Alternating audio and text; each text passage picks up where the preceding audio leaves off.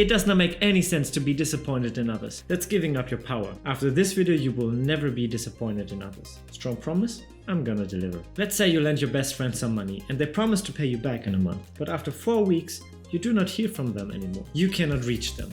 4 weeks pass, 6 weeks pass, 8 weeks pass. And when you meet them, they will apologize for the delay and they will surely get you the money back soon. This happened to a client last week and I asked him, how does it make you feel? He answered, disappointed. So I naturally asked, but why? It's a serious question. Why would you be disappointed? When men finally get the courage to talk to a girl and she doesn't engage in the conversation that much, they get disappointed. Or when they exchange numbers and she doesn't respond. Why would you be disappointed? And I'm not talking about only see the stuff you accomplished here and celebrate this. This is a legit advice and you should totally do that. I'm talking about the victim mentality. When you are disappointed, you gave the other person your power. You kind of wanted them to fulfill your wishes and hopes. And you give up your responsibility to reach your hopes and wishes in the same time. In every situation with 2 people, every person has 50% control of that situation. With 3 people, it's 33% and so on. This sounds reasonable and nothing new, right? If so, why you try to have 100% control of other people? Disappointment arises when we confuse the 50% of control we have with the 100% of responsibility we have. Over the years, I noticed this confused behavior in so many people, so I came up with the 50-100 rule of life. You always have 50% control, but 100% responsibility. Let me show you. This is a situation with another person. This is your side, your input area, and this is the other person's area. You both have each 50% control over that situation. You both decide how that situation will be formed. If you want that situation to be a circle and the other person wants it to be a square, you could manipulate that other person to want it to be a circle too.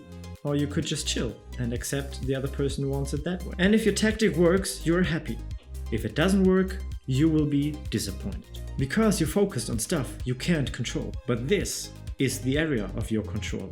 This is where you put in all 100% of responsibility. Trying to exceed your 50% of control and therefore stepping into the control area of that other person is either rooted in trying to manipulate or being extremely insecure and using control as a security strategy. Security because of the fear of rejection and abandonment, and therefore again an attempt of manipulation. Even though someone doesn't want to manipulate that other person consciously, every attempt to sneak into the control area of that other person is a form of manipulation. Because you are saying the other person is not behaving as you might like, so you have to take things into your own hands. You're doing that by making the other person do stuff they didn't want to do in the first place. Forcing them to buy something, behave in a certain way, or using strong emotions that they give you what you want. Or worrying so much that the other person acts accordingly to your worrying. Like when the mother gets sad and depressed when the kid wants to move to another town, so the kid stays. 100% or more than 50% in a situation with another person is an illusion. You only have 100% control over yourself. And this is the 100% of responsibility you have. Not accepting this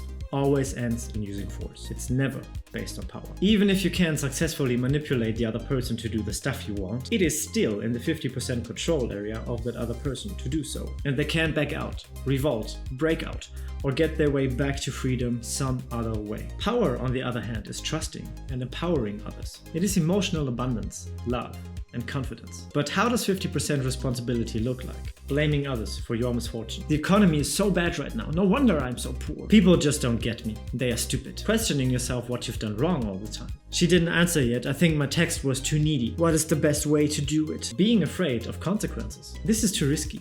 Better play it safe. No, if I talk to her, she could have a boyfriend and that could be bad. And not seeing your mistakes. I'm late because I was stuck in traffic. It's not my fault that our project turned out so bad. 100% responsibility is knowing that everything comes with a cost. And isn't it more economic to pay a smaller price? You are buying comfort. Not taking 100% responsibility will cost you your reputation, your credibility, your social circle, your mental health, and the quality of your life. You can be as rich as you want, but you cannot afford that price. No one can, but so many people pay this price. But it's a much lower price to take responsibility over the things you can control. It will increase your reputation, your credibility, your social circle, your mental health, and the quality of your life. But the cost for this is to face your fear and question everything you know about the world, the system you're in, and yourself. Are you willing to pay that price? If so, then hit the like and subscribe button, because this channel is about making you the most confident next level you that you can become. So what are the things you can control?